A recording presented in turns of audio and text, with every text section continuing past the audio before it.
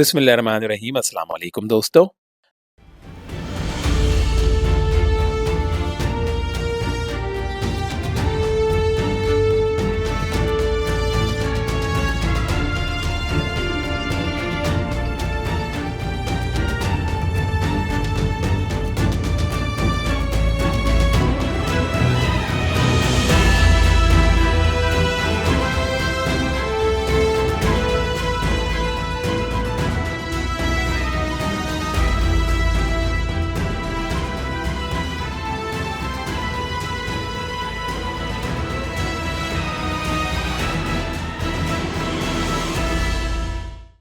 दोस्तों, अगर आपको हमारी ये वीडियो पसंद आए तो हमारे चैनल को सब्सक्राइब और वीडियो को लाइक करना ना भूलिएगा।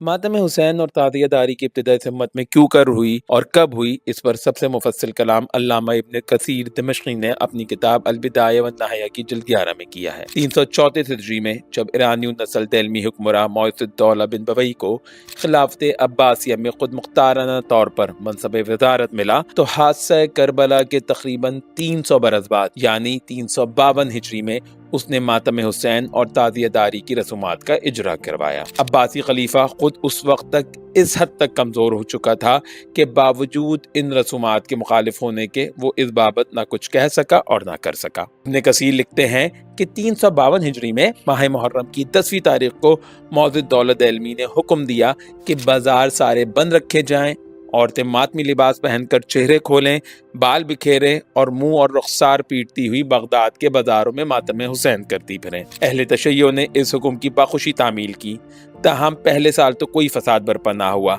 लेकिन अगले साल अहले सुन्नत ये बिदआत और खराफात बर्दाश्त ना कर सके और 353 हिजरी में माह मुहर्रम में जब दोबारा इन बिदआत का इजरा किया गया तो शिया सुन्नी फसाद बर्पा हो गया और कसीर तादाद में फरीक़ैन मारे गए। मुइज़ुद्दौला ने सिर्फ इसी पर बस ना किया बल्कि अगले साल ईद गदीर मनाने का भी इजरा किया, जिसके लिए उसके हुक्म से शहर के बाजार आरास्ता किए गए और चिरागा और आतिशबाजी का एहतमाम करवाया गया। ईद गदीर मनाने के लिए 18 ज़िलहज की तारीख को मुंतखब किया गया। दोस्तों, इन देलमी हुक्मरानों ने ना सिर्फ अपने दौरे वज़ारत में ताज़ियदारी और ईद गदीर की रसूमात का इजरा करवाया बल्कि इन्हीं के ज़माने में पहली दफ़ा अहले तशय्यो एक अलग फ़िरक़े के तौर पर मुनज़्ज़म होकर सामने आए और उन्होंने अपनी कुतुब और मसादिर अलग से मुदव्विन करना शुरू कर दी। इसी ज़माने में शियाओं की हदीस की मोतबर तरीन किताब अल-काफ़ी की तदवीन हुई, जिसके फ़िक़ही मबाहिस के हिस्से को अलग से उसूल काफ़ी के नाम से तदवीन किया गया। साथ साथ नमाज, रोज़ा, ज़कात और अज़ान के अहकामात में भी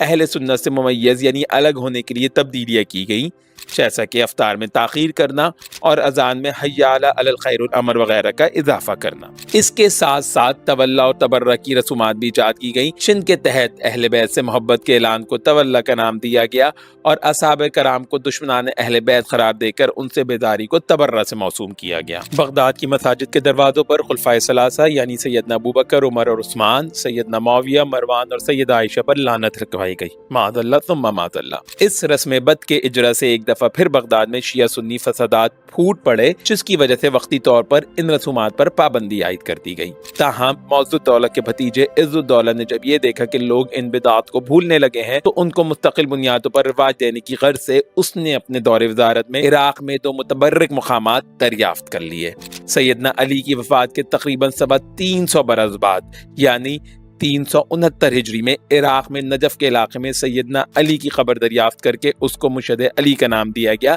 जबकि हकीकतन सैयदना अली की कब्र अरसा दराज से नामालूम थी। इसके साथ ही हादसा करबला के 310 बरस के बाद यानी 370 हिजरी में सैयदना हुसैन की कब्र को असर नौ दरियाफ्त करके उसको मुशहद हुसैन के नाम से मौसूम किया गया, जबकि हकीकत यह है कि करबला में जिस मुकाम पर सैयदना हुसैन की कब्र बताई जाती थी उसकी बाबत इब्न कसीर दिमश्की अल-बिदाया व नहाया जिल्द 8 सफ़ा 203 में लिखते हैं कि उस मुकाम के आसार जहां सैयदना हुसैन का मकतूल होना बताया जाता है इस दर्जा मिट चुके थे कि कोई शख्स भी सही तौर से वो जगह मुतय्यन नहीं कर सकता था। یہی وجہ تھی کہ امام بخاری کے استاد ابو نعیم فضل بن تقین جن کے تشیع کی بابت محدثین نے تصریح کی ہے، باوجود شیعہ ہونے کے اس شخص کے قول کو نہیں مانتے تھے جو قبر حسین کے جاننے پہچاننے کا دعویٰ کرے، کیونکہ جاہل عوام الناس نے یہاں جمع ہو کر مشکانہ افعال انجام دینا شروع کر دیے تھے۔ اسی بنا پر بقول ابن جریر طبری خلیفہ المتوکل علی اللہ عباسی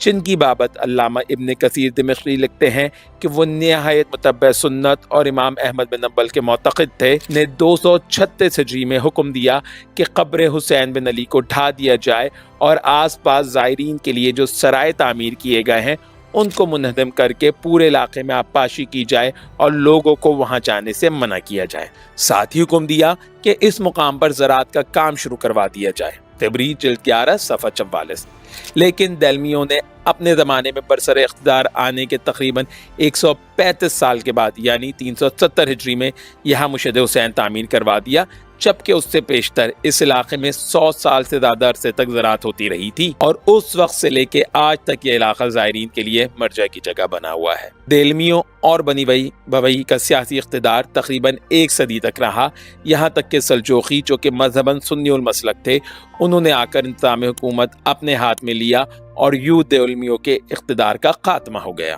دوستوں، دہلمی اپنا سیاسی اقتدار تو کھو بیٹھے لیکن ان کے نظریاتی افکار اور رسومات امت کے ایک طبقے میں آج تک جاری ہیں۔ تقریباً 1 صدی پر مشتمل اپنے سیاسی اقتدار میں بنی بوئی اس امت کو ماتم حسین، عید غدیر، مشہد علی، مشہد حسین جیسی فردی خبریں، شیعہ کتب حدیث کی تدوین، تصنیف نہج البلاغہ جس میں سیدنا علی کے منہ مبارک سے خلفائے ثلاثہ اور اصحاب کرام پر سب و شتم اور بدگوئی کی گئی ہے، نسب و قومیت کے تفاخر کے لیے لفظ سید کا استعمال، خطبات جمعہ میں نبی کریم صلی اللہ علیہ وسلم کی بقیہ 3 صاحبزادیوں اور نواسوں کو چھوڑ کر صرف سیدہ فاطمہ اور حضرات حسنین کا تذکرہ کرنا جیسی روایت دے کر رخصت ہو گئے، جو کہ اب تک اس امت میں جاری و ساری ہیں۔